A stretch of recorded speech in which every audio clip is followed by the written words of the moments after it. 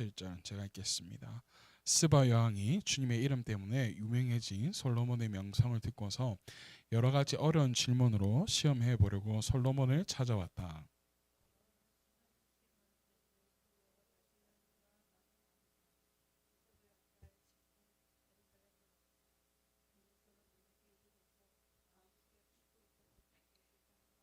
솔로몬은 여왕이 묻는 온갖 물음에 척척 대답하였다. 솔로몬이 몰라서 여왕에게 대답하지 못한 것은 하나도 없었다.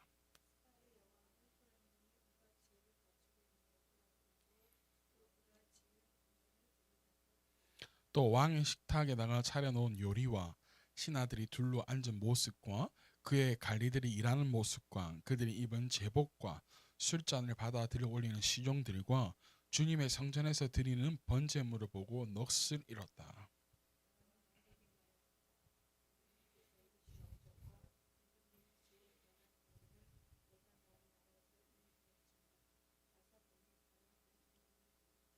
우리 같이 읽읍시다.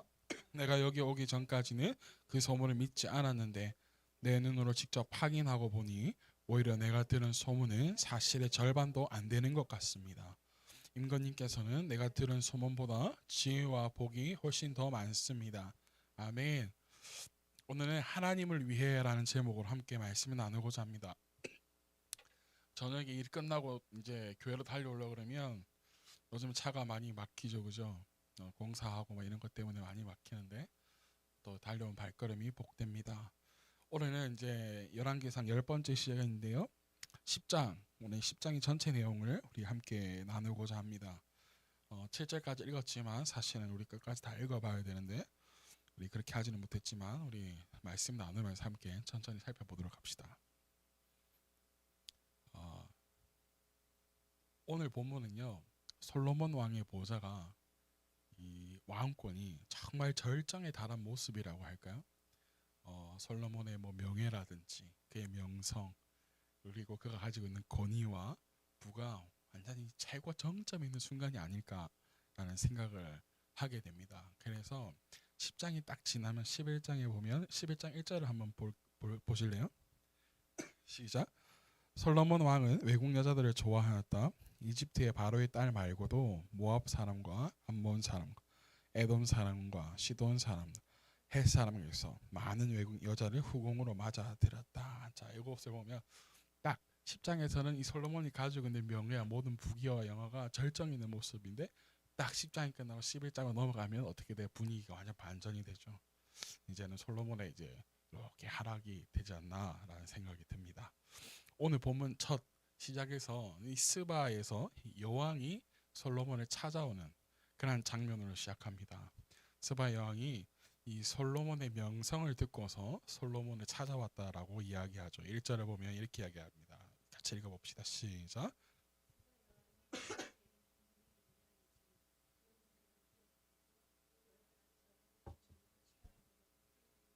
네, 솔로몬의 명성을 듣고서 찾아왔는데 여러 가지 질문을 하기 위해서 찾아왔다라고 해야죠. 솔로몬을 찾아온 이 스바의 여왕은요, 이 여왕의 이름이 스바가 아니라 나라 이름입니다. 즉 스바의 나라의 여왕이 솔로몬을 찾아왔다라는 거죠.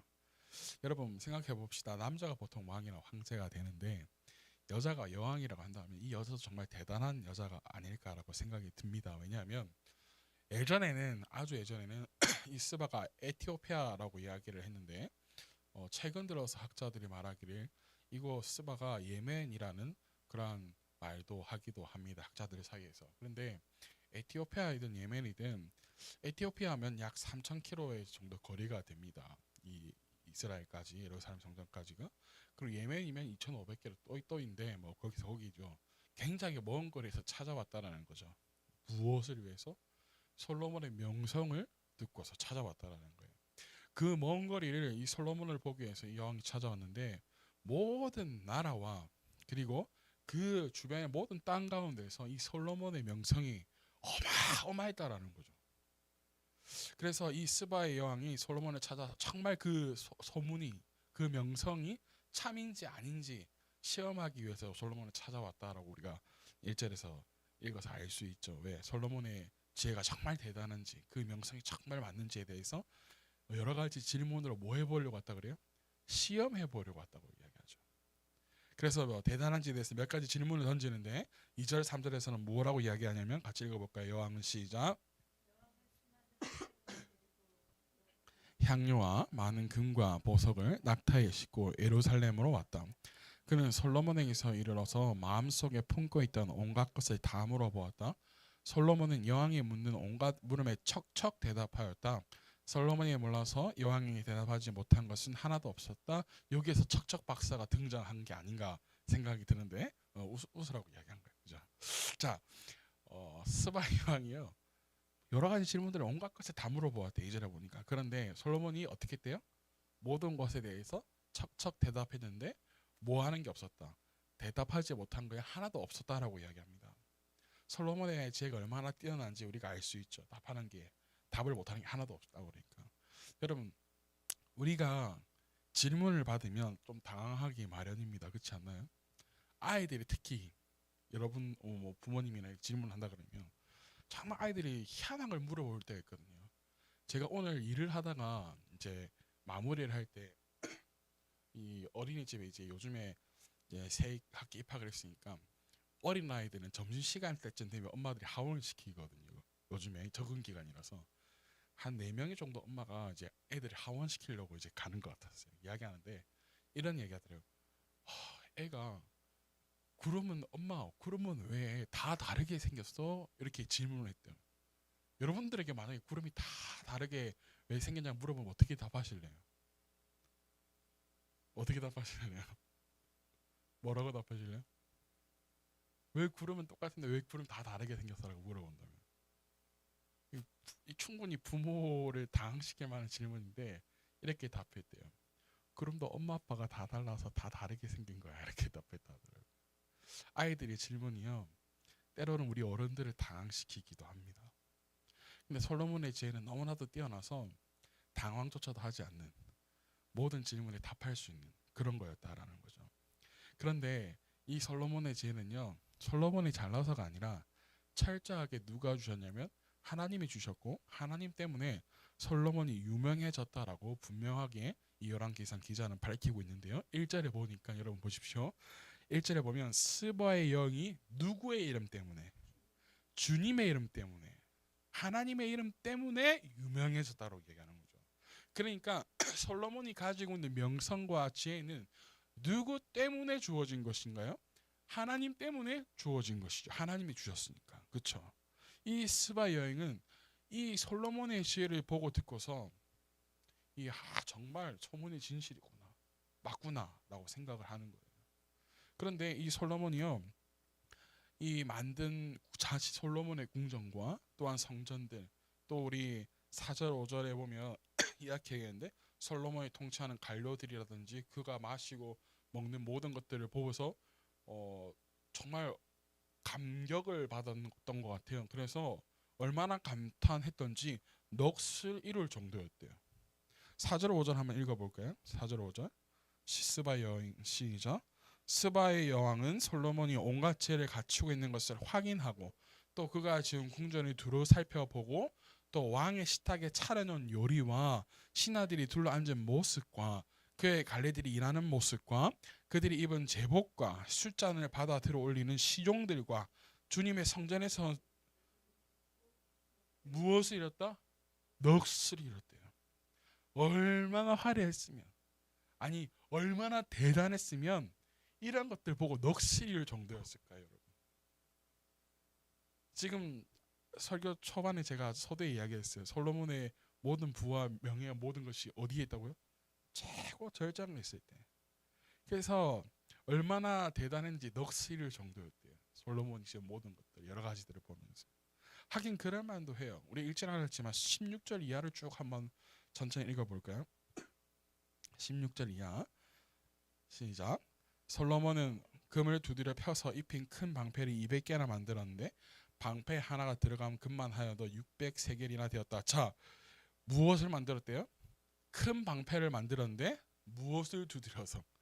금을 두드려서. 여러분 이제 옛날 영화나 이런 거 보면 방패가 있습니다. 작은 방패가 있어요. 싸울 때 쓰는 방패. 그리고 이번에 고려 거란 전쟁이 끝났는데 거기에 보면 처음에 막을 때 서두에 나가는 방패하는 게 있는데 그게 큰 방패를 들고 나가. 요 큰 방패를 금으로 만들었대요. 다 금이 얼마나 많은지. 근데 몇 개나 만들었대요? 200개나 만들었대요. 또 17절을 봅시다. 시작. 그는 또 금을 두 대를 펴서 입힌 작은 방패를 몇 개나 만들었대요? 300개를 만들었대요. 왕은 이 방패들을 어디에? 레바논 숲을 궁에 두었다. 또 18절 읽어보세요. 시작. 왕은 상하로 큰 보좌를 만들고 거기에 있다가 잘 정련된 금을 입혔다. 자, 왕이 앉는 보좌를 무엇을 만들었대요? 상하. 여러분 상하가 뭡니까? 코끼리 뿔 있잖아요. 코끼리들 뿔. 그게 상하예요. 그럼 도대체 이걸로 보좌를 만들려면 코끼리 몇 마리를 죽였어요? 몇 마리 그걸 뽑아야 되는 거예요 도대체. 그런데 그 상하도 지금도 그 가치가 어마어마할 거 아니에요. 이 당시에 어땠을까요? 어마어마했겠죠. 그런데 그 상하로 보좌를 만들었는데 거기다가 또 뭘 하냐면 뭘 입혀요? 금을 입혀요. 그냥 나무에다 금을 입혀도 될 텐데 그게 아니죠. 야, 솔로몬이 얼마나 지금 재력과 부가 많은지 알 수 있어요. 우리는 이것을 위해서 돈지 뭐라고 이야기하는데 정말 이 솔로몬이 가지고 있던 부와 명예가 정말 많았던 것 같아요. 또 19절에 보면 보좌로 오르는 층계의 계단이 6이 있었으며 보좌의 꼭대기에는 뒤가 둥그렇게 돼 있었으며 그 앉은 자리 양쪽에는 팔걸이가 있고 그 팔걸이 양옆에는 각각 사자상이 하나씩 서 있었다. 6개의 계단 양쪽에도 각각 6개씩 12개의 사자상이 서 있었다. 일찍이 어른 나라에서도 이렇게 만들지 못하였다. 솔로몬이 마시는 데 쓰는 모든 그릇은 무엇으로 되어 있대요? 금으로 되어 있고 레바논 숲을 궁에 있는 그릇도 모두 뭐래요? 순금이고 은으로 된 것은 뭐도 없었다? 하나도 없었대요. 왜? 솔로몬 시대 때는요 은이 너무나도 많아가지고 기금속 축에도 못 들었다라는 거죠. 22절을 보면 왕은 다시스 배를 바다에 띄우고 헤람의 배와 함께 해상 무역을 하게 되었다. 새해마다 한 번씩 다시스의 배가 금과 은과 상아와 원숭이와 공작체들을 실어 오곤 하였다. 솔로몬 왕은 재산에 있어서나 지혜에 있어서나 이 세상 그 모든 왕보다 뭐였다? 훨씬 뛰어났다. 해상 무역까지 완전히 했다라는 거죠. 솔로몬에게 수많은 나라의 사람들을 찾아서 그의 지혜를 구하면서도 조공을 바치고 그렇게 쌓여지는 수많은 금과 은과 여러 기금속들, 보석들이 또 그리고 세금으로 거둬들이는 그 수많은 나라에서 또 여러 가지 물품들을 수입했는데 이 물품들은 순전히 뭐 하는 거예요? 자신의 왕궁의 사치품들이 되는 거예요. 금으로 덧입힌 큰 방패가 몇 개였어요? 200개나 됩니다. 작은 방패가 몇 개였어요? 300개였어요. 그가 앉은 보좌는 무엇으로 만들었어요? 상아로 만드는데 그 상아를 무엇으로 입혔어요? 금으로 덮었어요. 여러분 솔로몬의 부와 모든 것이 하늘을 찌르듯 했다라는 거예요. 그리고 14절에 보니까 여러분 읽어보실래요? 14절 시작. 14절 시작. 해마다 솔로몬에게 들어오는 금은 금운기가 666달란트 어마어마했다라는 거예요. 금이요. 그리고 우리는 솔로몬의 군사력도 우리가 알고 있는 것처럼 어마어마했다는 것을 알 수 있죠. 자 26절 이하를 보면 솔로몬이 병거와 기병을 모으니 병거가 몇 대? 1400대 기병이 12,000명이 이르는데 솔로몬은 그들의 병거 주던 우리 지난주에 봤죠. 병거가 머무는 성도 만들었고 뭐가 머무는 성도 만들었어요? 기병이 머무는 주둔 성도 만들었잖아요. 거기에 다 나누어서 예루살렘에 배치했대요. 27절에 보면 왕 덕분에 예루살렘에는 은이 뭘처럼? 돌처럼 흔하였고 백해아목은 세펠라 평원지대에 뽕나무만큼이나 많았다. 또 28절 솔로몬의 말을 이집트와 구해로부터 수입하는데 왕실이 무역상을 시켜서 구해에서 사들였다. 병거는 이집트에서 한 대에 은 600세겔을 그리고 말을 한 필에 은 150세겔을 주고 들여와서 그것을 핵족의 모든 왕과 시리아 왕들에게 되팔기도 하였다. 여러분 우리 지난주인가 이야기했어요. 솔로몬 성전 이외에도 여러 가지 궁들을 만들고 또한 성벽들을 쌓고 여러 성들을 재정비했잖아요. 그죠? 그때 보면 이집트 애굽의 공주를 위해서 궁도 만들었어요. 그죠? 지난주에 봤잖아요. 이뿐만 아니라 솔로몬 이방 여인들 아까 전에 11장에 보면 좋아했다고 그랬잖아요. 그러면서 외국 여인들과 결혼을 하면서 이방 신들로 이스라엘 땅이 가득 찼다라고 지난주에 제가 함께 나눴던 것 같아요. 28절에 보니까 말과 병거들을 이집트에서 구해오죠. 3주 전인가 11개상을 처음 시작할 때쯤인가 여러분들에게 이야기했어요. 솔로몬이 어디를 따라오고 있다? 이집트를 따라하고 있다. 이집트를. 마치 이스라엘 나라의 땅을 무엇화시켜가고 있어요? 이집트, 애굽의 나라처럼 따라가고 있다라고 제가 함께 나눴던 기억이 있습니다. 여러분들 기억에 남아있나요? 자, 27절에 보니까 은이 뭐처럼 흔했대요? 돌처럼 흔했대요. 백향목이 뭐처럼 많았대요? 뽕나무만큼, 다시 말해서 흔한 나무처럼 많았다라는 거죠. 이러한 모든 것을 누가 봤어요? 스바 여행이 본 거예요. 스바 여행이 이것을 보니까 넋이 나갈 수밖에 없는 거죠. 스바 여행은요, 믿음의 사람이 아닙니다. 그러니까 세상적인 눈으로 바라볼 수밖에 없는 이 스바 여왕이 봐도 이 어마어마한 광경에 넋을 잃을 수밖에 없었다는 거죠. 그리고 스바 여왕도 솔로몬에게 금과 여러 가지들을 바치고 돌아갑니다. 제가 예전에 솔로몬 이 스바 여왕에 대해서 주일학교 때 설교할 때는요, 와, 하나님이 주신 지혜가 정말 대단하죠. 우리 하나님께 주신 지혜가 있으면 이렇게 하나님께 축복을 받을 수 있어요 라고 설교를 했어요. 여러분, 그래서 지금 기도합시다. 하나님 지혜를 주세요. 하나님께서 지혜를 주세요. 이렇게 기도합시다. 이렇게 했단 말이에요. 그런데 그 지혜가 하나님께서 주신 그 지혜로 말미암아 모든 부와 명예가 오른데 다른 사람의 부와도 넋이 나갈 정도였다는 거죠. 그리고 우리 결정적으로 마지막 하나를 볼 텐데, 솔로몬 궁에서 무엇을 하나 살펴보냐면 19절을 한번 봅시다. 19절 보자로 시작. 계단이 6이 있었으며 보좌의 꼭대기에는 뒤가 둥그렇게 되어 있었으며 그 앉은 자리 양쪽에는 팔걸이가 있고 그 팔걸이 양옆에는 각각 사자상이 하나 서 있었다. 이번 사자상이 중요한 게 아니라 보좌 꼭대기 뒤에 지금 뭐가 있대요? 보좌 꼭대기 뒤에 뭐가 있대요? 둥그렇게 되어 있대요. 개역개정에는 뭐라고 나와 있냐면 둥근 머리가 있고 라고 되어 있어요. 자, 보좌 뒤에 이 둥그렇게 되어 있는 게 뭘까? 둥근 머리가 뭘까? 이 둥근이라는 단어, 히브리어 단어는 아골이라는 히브리어 단어예요. 이 단어가 어디에서 왔냐면 에겔이라는 단어에서 왔거든요. 근데 에겔은 뭐냐?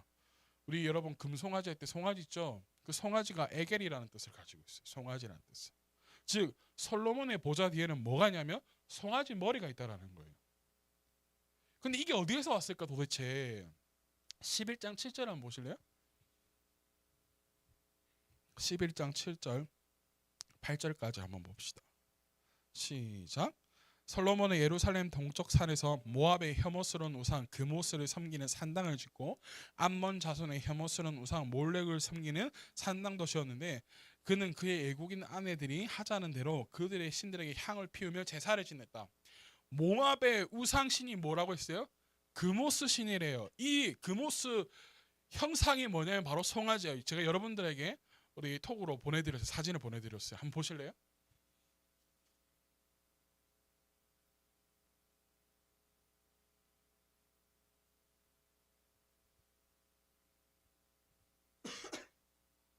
보셨나요? 이게 금오수신 형상이에요. 그러니까 송아지 머리가 솔로몬의 보좌 뒤에 떡하니 있는 거예요. 마치 애굽에서 출애굽하여 나와가지고 모세가 하나님 앞에 계명을 받고 있을 때 시내산에서 아론에게 백성들이 찾아와서 만들었던 금송아지 형상, 그것이 이제는 머리화되어서 솔로몬의 보좌 뒤에 걸려있다 이 말이에요.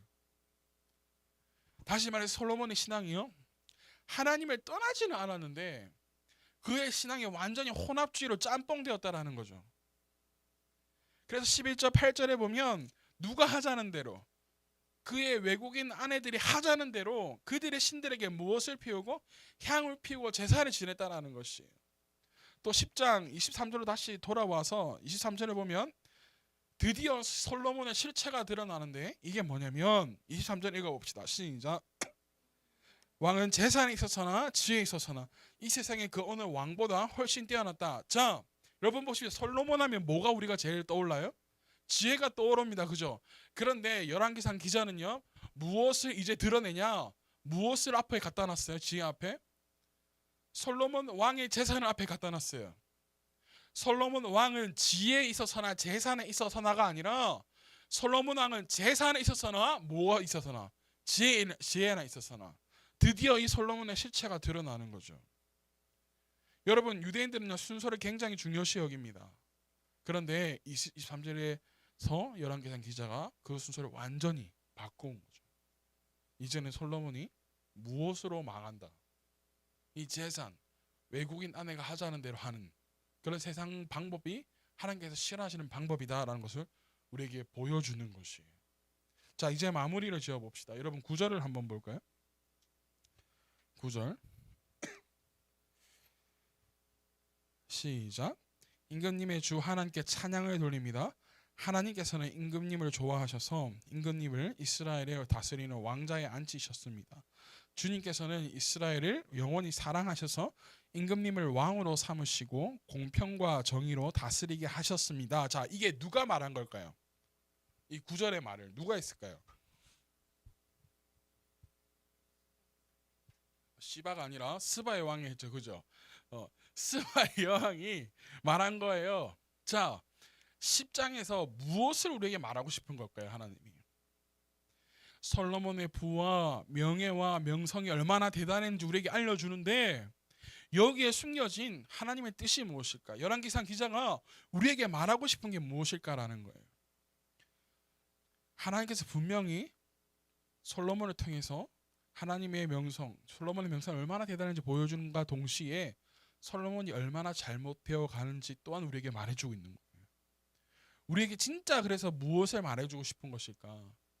이 모든 솔로몬의 부와 명예, 명성이 솔로몬이 잘나서 된 게 아니라 모든 것은 누가 주신 것이다? 하나님이 주신 것이다. 그런데 그것을 누구도 알고 있냐면 저 멀리서 온 스바의 여왕도 알고 있다는 거죠. 무엇을 알고 있었냐면 여러분 하나님께서 솔로몬의 명성을 하나님 때문에 주신 것을 알고 있는데 여기서 더 나아가서 스바 여왕은 무엇을 알고 있냐면 솔로몬을 이스라엘 왕으로 세우신 분이 누구이라는 것, 하나님인데 그 하나님이 어떤 분이라는 것과 그분이 왜 솔로몬을 이스라엘 왕으로 세우셨는지에 대한 그 목적을 솔로몬보다 더 잘 알고 있다는 거예요. 솔로몬을 왕으로 세우시고 그에게 지혜를 주시면서 명성을 주신 목적과 이유가 무엇입니까, 여러분? 공평과 정의로 백성들을 다스리게 하기 위해서라는 거예요, 하나님께서. 거꾸로 말하자면 지금 솔로몬은 공평과 정의로 이스라엘 백성들을 다스리지 못하고 있다는 것이죠. 제가 열왕기상을 쭉 설교하면서 여러분들 함께 나눴던 것 중에 하나가 뭐냐면 열왕기상이 쓰여질 당시에 이 이스라엘 백성들이 뭐 했냐면 포로로 끌려가 있던 상태다라는 거죠. 여러분들이 그렇게 생각하는 왕들이 제대로 하지 못했기 때문에 우리에게 이런 일이 왔다라는 거예요. 그러나 하나님께서 무엇 하실 거다? 회복시켜 주실 거다라는 메시지가 담겨 있는 거예요.